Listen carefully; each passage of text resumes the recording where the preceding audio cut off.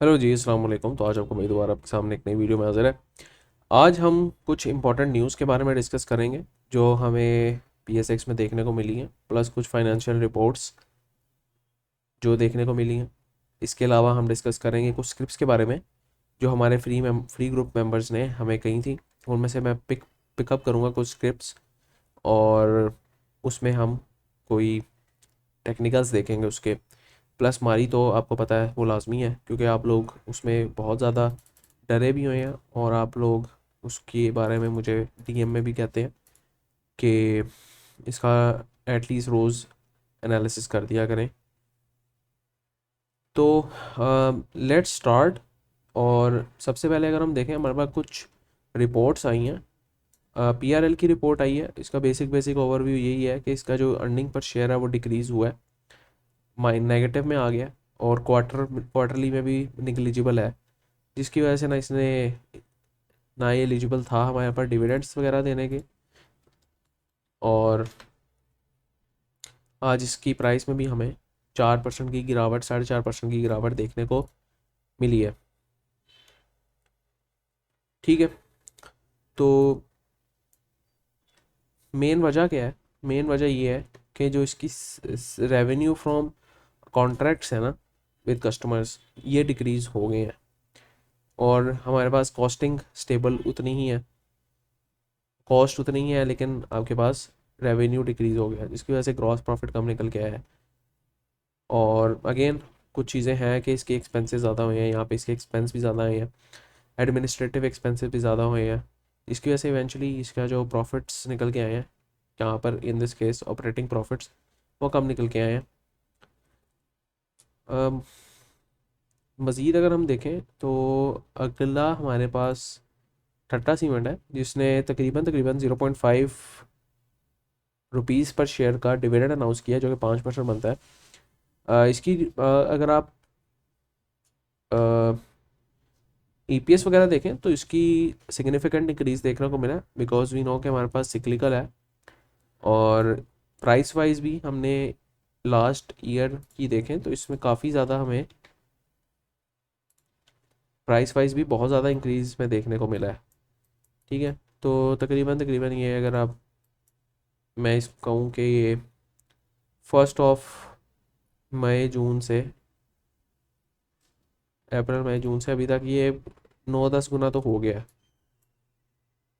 तो again it is a good company, और मज़ीद आने वाले दिनों में इंटरेस्ट रेट सिंगल डिजिट जब होंगे तो इसको मज़ीद फ़ायदा होगा, और इसकी प्रॉफिटेबिलिटी में इंक्रीज़ आ सकता है मज़ीद। लेकिन कंसर्निंग चीज़ ये है कि अपने डिविडेंड, हमने शेयर होल्डर्स पर डिविडेंड नहीं दिया, लेकिन एक अच्छी चीज़ ये भी है कि उसने वही पैसे आपके कैपिटल गेन में भी पूरे कर दिए थे। कैश एंड कैश इक्विवेलेंट्स की बात करें तो cash and cash equivalents positive में और बहुत अच्छे हैं पिछले ईयर से कंपेयर करें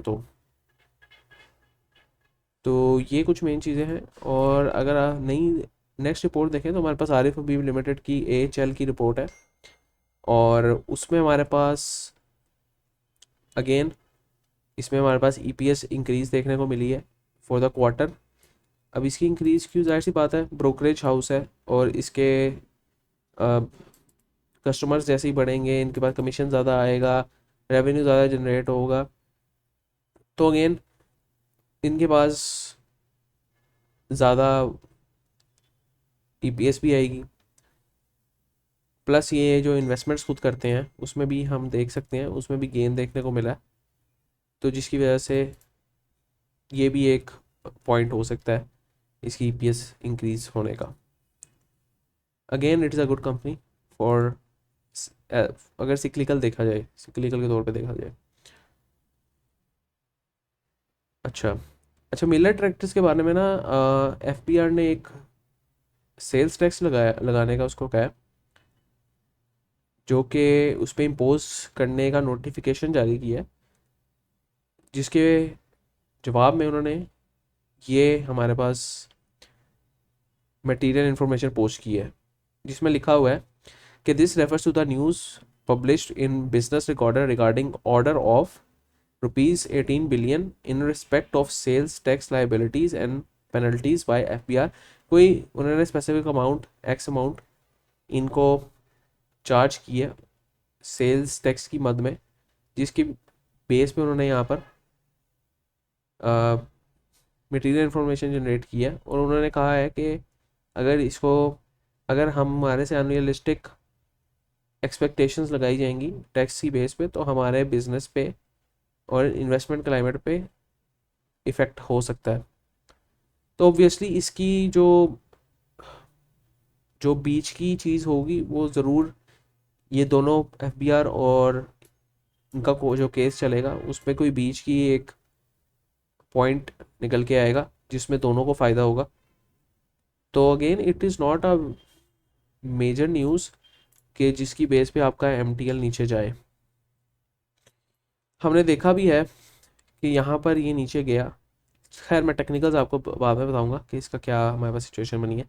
लेकिन मज़ीद अगर हम न्यूज़ की बात करें तो हमारे पास यहाँ पर Ghani chemical, Mari energy and ओडीजीसी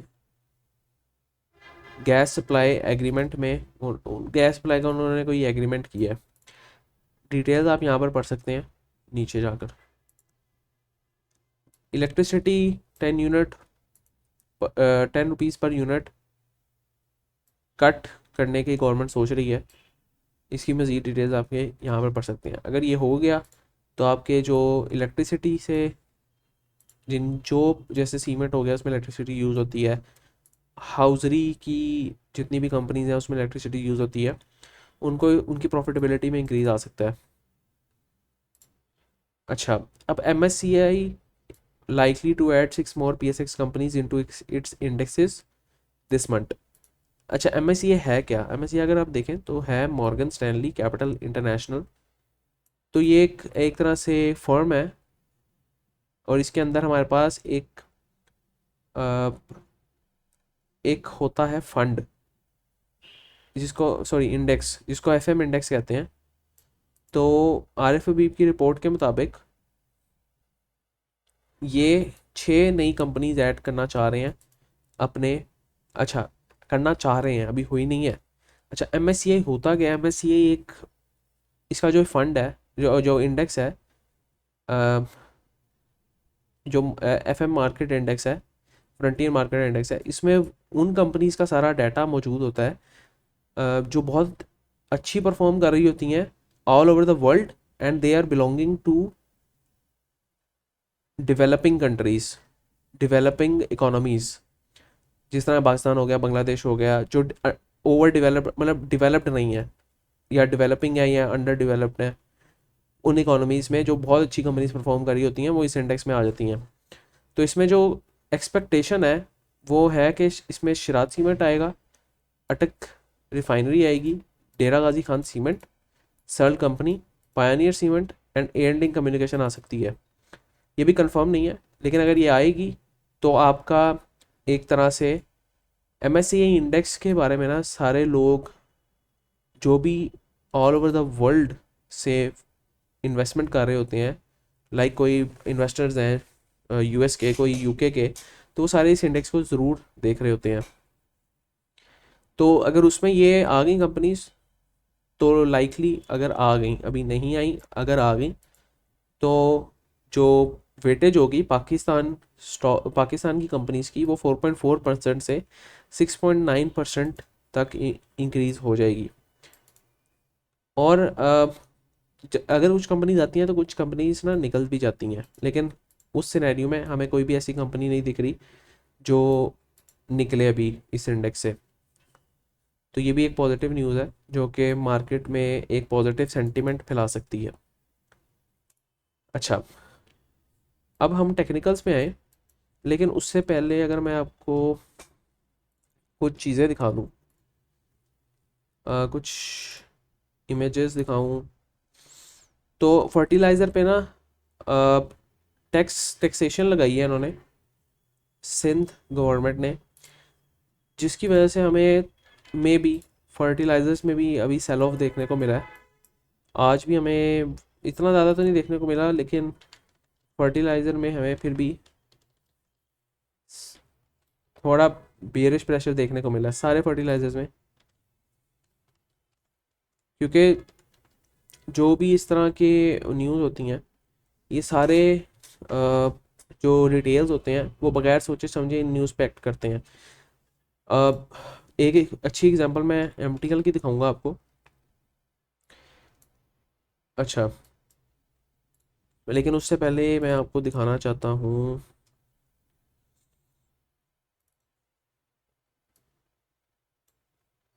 कि हमने जो आज की मार्केट हम जो मार्केट डिस्कशंस है ना उनको उसको प्रीमियम में पहले ही बता देते हैं रात को कि क्या एक्सपेक्टेड है।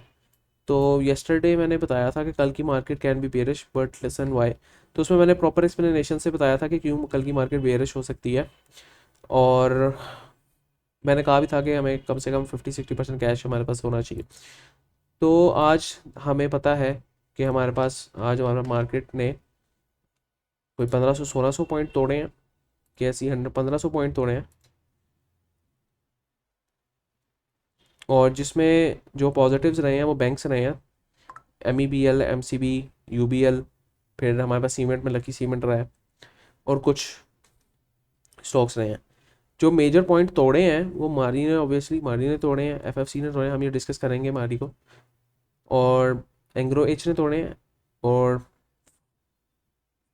फर्टिलाइजर FSC में तोड़े हैं, फिर PPL ने तोड़े हैं, OJDC, PSO, EFERT, Hubco, HBL। और पॉइंट जो बढ़ाए हैं वो FABL, bank of Punjab, pioneer cement, Highnoon, Cherat cement, INIL, international industries limited और सेज्यू, MEBL, लकी, UBL, इन्होंने पॉइंट जोड़े हैं। ठीक है, तो हम जो डिस्कस करेंगे आज कुछ स्क्रिप्ट्स डिस्कस करने वाले हैं, जिसमें सबसे पहली स्क्रिप्ट तो हमारे पास अ, हम अगर करें तो मारी को ज़रूर करेंगे क्योंकि उसका एनालिसिस मैं छोटा ही करता हूँ। अच्छा, मैंने आपको पहले भी बताया था कि मारी यहाँ पे पिछली वीडियो में भी कि सारे लोग यही दोबारा सिनेरियो एक एक्सपेक्ट कर रहे होंगे, इसलिए जो एक कैप लगा था उसके बाद दोबारा इस जो कैप लगा था 10% का, उसके बाद दोबारा जो सारे डिटेल्स हैं वहाँ पे घुस गए और अगेन म्यूचुअल फंड्स ने उनको महंगा माल चिपका दिया। सिनेरियो क्या बनना चाहिए, कुछ इस तरह का सिनेरियो बनना चाहिए, या तो ये यहाँ पर कंसोलिडेट होना चाहिए कुछ इस तरह, देन ऊपर जाएगा तो फिर हम इसमें एंट्री लेंगे, या तो इसको मज़ीद नीचे आना चाहिए ये वाले जोन में, 470 वाले जोन में, तो यहाँ पर हम अच्छी बाइंग कर सकते हैं और देन इसके मज़ीद ऊपर टारगेट्स रख सकते हैं। अभी ना कोई बाइंग इसमें बनती है ना कोई सेलिंग बनती है। इसको वेट एंड वॉच वाली स्ट्रेटजी पे अभी रखें, इसको सस्टेन करने दें, इसमें ज़्यादा एक्टिविटी ना करें तो बेहतर होगा आप लोगों के लिए। हम MTL डिस्कस करने लगे हैं। अच्छा, MTL में ना एक जो न्यूज़ आई है ना उसकी वजह से हमें ये नेगेटिव देखने को मिला था।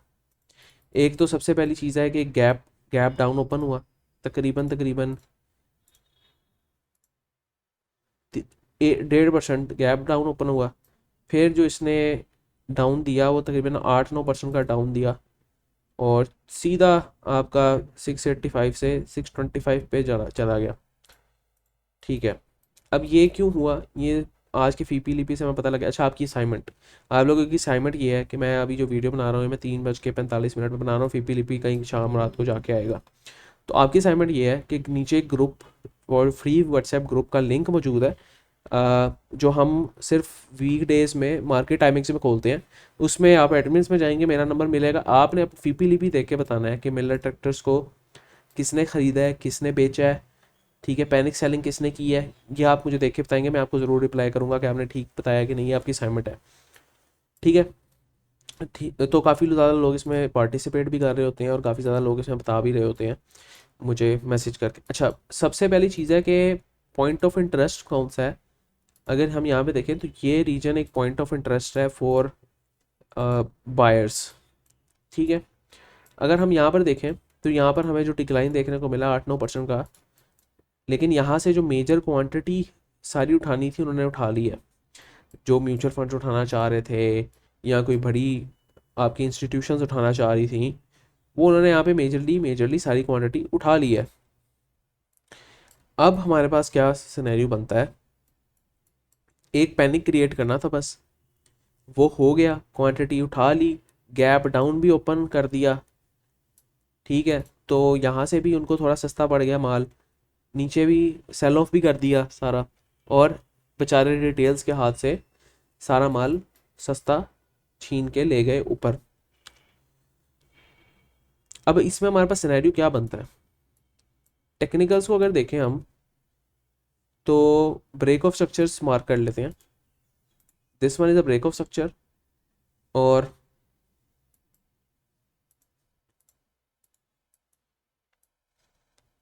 ये हमारे पास अभी ब्रेक ऑफ स्ट्रक्चर नहीं हुआ।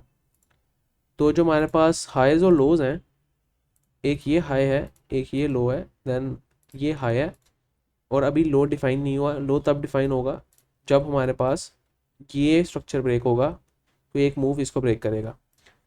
अब ये ब्रेक ऑफ स्ट्रक्चर होता क्या, आप लोग सोच रहे होंगे। तो अगर तो आपने मेरी प्लेलिस्ट नहीं देखी टेक्निकल एनालिसिस की, वो जाके देखें ज़रूर। यहाँ पे सिंपल यूट्यूब पे आए,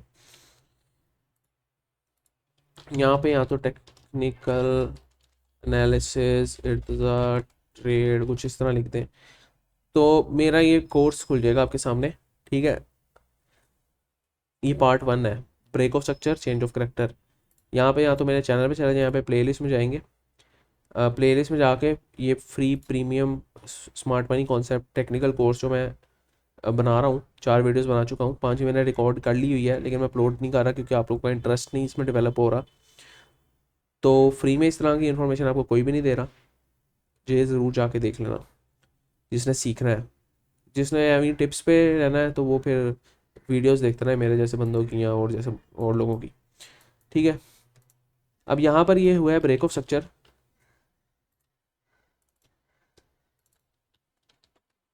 ठीक है, और ये अभी ब्रेक ऑफ स्ट्रक्चर हमारे पास नहीं हुआ। तो हमें पता है कि जो ब्रेक ऑफ स्ट्रक्चर हमारे पास होता है उससे पहले एक डाउन मूव आती है। तो यहाँ पे ब्रेक ऑफ स्ट्रक्चर से पहले एक डाउनवर्ड्स मूव आई थी 12% की, और यहाँ पे अभी ब्रेक ऑफ स्ट्रक्चर मैं एक्सपेक्ट कर रहा हूँ, लेकिन उससे पहले एक डाउनवर्ड मूव आई है 15% की। तो मेरा यही है कि यहाँ पर मुझे बुलिश होना चाहिए, लेकिन सारा ऑल इन नहीं होना। मेरे पास ज़रूर कैश 50-60% कैश मौजूद होना चाहिए, इनके से नीचे मजीद मिले, क्योंकि स्ट्रॉन्ग कंपनी हम इसको नीचे भी एक्यूमुलेट कर सकते हैं। इसके बारे में कोई नेगेटिव न्यूज़ नहीं है, वो जो न्यूज़ है वो सिर्फ पैनिक क्रिएट करने के लिए थी। कुछ और स्क्रिप्ट्स फ्री मेंबर्स की है। अच्छा, आपने फ्री ग्रुप ज्वाइन नहीं किया, ज्वाइन कर लें। फ्री मेंबर्स की स्क्रिप्ट्स मैं लेता होता हूँ। तो उन्होंने सिस्टम्स भी कहा था, तो सिस्टम्स को अगर आप देख लें तो फ़िलहाल साइडवेज है। अभी इसमें कोई एंट्री मैं सजेस्ट नहीं करूँगा, यू कैन सी साइडवेज है, और आरएसआई भी आपके पास साइडवेज है। तो इस सिनेरियो में ये एक अच्छे एक्यूमुलेशन फेज़ में लग रहा है। अगर लॉन्ग टर्म के लिए उठाना है तो इसको लॉन्ग टर्म के लिए आप ज़रूर पिकअप कर सकते हैं, ये आपको अच्छा लॉन्ग टर्म में बेनिफिट दे सकता है। और 2024 से अभी तक तो ये तो आपको 50-60% दे ही चुका है। तो अगेन एक अच्छी कंपनी है, डॉलराइज्ड इनकम जनरेट करती है।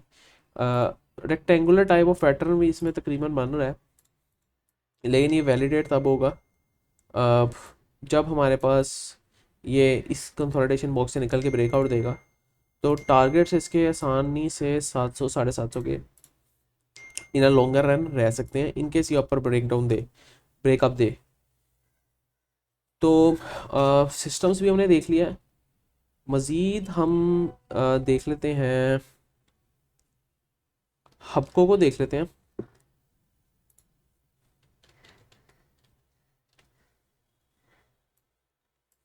अच्छा, हबको भी ना हमारे पास अभी एक स्ट्रगलिंग फेज़ में है, जो कि ये लेवल ब्रेक नहीं कर पा रहा। हमें पता है हबको, मैंने पहले भी एक वीडियो बनाई थी, ये डाउन ट्रेंड में है अपने, क्योंकि ये अपवर्ड ट्रेंड से आप देखें, ये इसने अपवर्ड चैनल जो बनाया था, अब ये इस चैनल को तोड़ चुका है और डाउनवर्ड्स चैनल क्रिएट कर चुका है। और यहाँ पर आप देखें तो ये sort of bearish flag pattern भी बन रहा है। तो मेरा ये मैंने आपसे पहले भी डिस्कस की थी कि जब तक ये या तो इवन डेली में या वीकली में इसको एक बड़ी बुलिश कैंडल के साथ ब्रेकआउट नहीं देगा 141 वाले लेवल को, ये आपके पास बुलिश, मैं इसको कंसिडर नहीं करूँगा। आप शायद हर किसी की टेक्निक अलग होती है, मैं इसको बुलिश कंसिडर नहीं करूँगा। तो ये मेरे लिए एक इम्पॉर्टेंट लेवल है कि मैं इसमें एक्यूमुलेशन करूँ। नहीं तो अगर ये डाउनवर्ड्स जाएगा तो मज़ीद ये डाउन जा सकता है। टेक्निकली ये 85 तक जा सकता है टेक्निकली, फंडामेंटली नहीं। तो लॉन्गर रन के लिए कंपनी तो अच्छी है, डाइवर्सिफाई भी कर रही है, लेकिन इसकी अर्निंग सस्टेन होने में और इसके रिजल्ट्स वगैरह में हमें वेट करना पड़ेगा। पर्सनली मैं हपको में इन्वेस्टेड नहीं हूँ अभी फ़िलहाल। अच्छा, हमारे पास अच्छा केएससी हम देख लेंगे आखिर में। अभी कुछ और मज़ीद स्क्रिप्ट्स देख लेते हैं। सैजियो देख लेते हैं। सैजियो में भी लोग काफ़ी ज़्यादा पॉजिटिव हैं। अच्छा, सैजियो भी अपनी एक्यूमुलेशन फेज़ में है और हमें देखने को मिल रहे हैं अच्छे वॉल्यूम्स। आरएसआई का स्पाइक भी देखने को मिला है, लेकिन ऑल इन ऑल ये है तो एक एक्यूमुलेशन फेज़ में ही। तो जब तक इस फेज़ को नहीं तोड़ेगा, अपने आप के नए नए टारगेट्स अपने डिफाइन नहीं कर सकता। और जो मेरे हिसाब से इसका इजी टारगेट हो सकता है, अगर ये एक्यूमुलेशन ये फेज़ तोड़ दे, तो इसका जो इजी टारगेट हो सकता है वो 1500 तक हो सकता है, जाता जाता दिखता है मुझे। लेकिन इसके लिए बॉक्स तोड़ने की ज़रूरत है, और ये बॉक्स है हमारे पास 1180। आप समझ लें 1180 का लेवल ब्रेक करने की इसको ज़रूरत है, तो फिर आपको ये अच्छी रैली भी दे सकता है। और आज भी हमें कोई 6% अप तो देखने को मिला है, और पिछले दिन हमें 6% अप देखने को मिला था। तो जिन्होंने सिर्फ इस कंसोलिडेशन बॉक्स को ट्रेड किया होता तो उन्होंने भी तकरीबन तकरीबन 10% तो बना ही लिया था यहाँ से। तो ये एक अच्छा रीजन है, आप इसमें देख सकते हैं। लास्ट स्क्रिप्ट मैं पकड़ लेता हूँ। लास्ट स्क्रिप्ट में पीपीएल डिस्कस कर लेता हूँ, या कोई सीमेंट सेक्टर का पकड़ लेते हैं, डेरा गाजी खान पकड़ लेते हैं। अच्छा, DG K C one of my favourite scripts for this year, हमें एक रेजिस्टेंस में दिख रहा है एंड टाइप ऑफ कंसोलिडेशन भी है। यहाँ पर भी देखें, कंसोलिडेशन टाइप ऑफ फेज़ है। तो अगेन हमारे पास 111 का लेवल तोड़ना ज़रूरी है। देन हम इसमें एक जो इजी मूव देख सकते हैं, वो देख सकते हैं तकरीबन तकरीबन 125 130 तक इजी हम मूव देख सकते हैं इसमें। ठीक है, तो वॉल्यूम्स भी हमारे पास अच्छे लग रहे हैं, एक्यूमुलेटिव वॉल्यूम्स हैं, एक्यूमुलेशन वाले। तो ये भी आपको एक फ्यूचर में एक अच्छी मूव दे सकता है। लेकिन जितनी भी सारी स्क्रिप्ट्स मैंने आपको दिखाई हैं और उनके लेवल्स मार्क किए हैं, they are totally dependent on KSC. अब केएससी में हमारे पास क्या सिचुएशन बनती है, हमारे पास आवरली में हमें बेहतर पता लगेगा, या फिर हम अगर 4 आवर्स में देख लें या 3 आवर्स में देख लें तो और भी बेहतर सिनेरियो हमें दिखेगा। अब हमने देखा कि यहाँ तक जो था हमारे पास, जो केएससी था ये बुलिश था, देन थोड़ा सा साइडवेज हुआ, देन इसने ये अपना ब्रेक डाउन दिया, और अब हमारे पास कुछ bearish type of formation, bearish channels बनाते दिख रहे हैं। लेकिन अगर हम break of structure, change of characters की नॉलेज में बात करें, तो जो इम्पोर्टेंट एक जोन है वो ये वाला जोन है, जो कि 1,10,000 वाला जोन है। तो अगर ये नहीं तोड़ेगा इसको, तो तब तक ये, मैं इसको अपवर्ड्स मोमेंटम में ही समझूंगा, या इसको मैं कंसोलिडेशन फेज में समझूंगा, कुछ इस तरह की कंसोलिडेशन फेज में, इस तरह की। तो जब तक ये नहीं तोड़ेगा तब तक मैं इसको डाउन नहीं समझूंगा।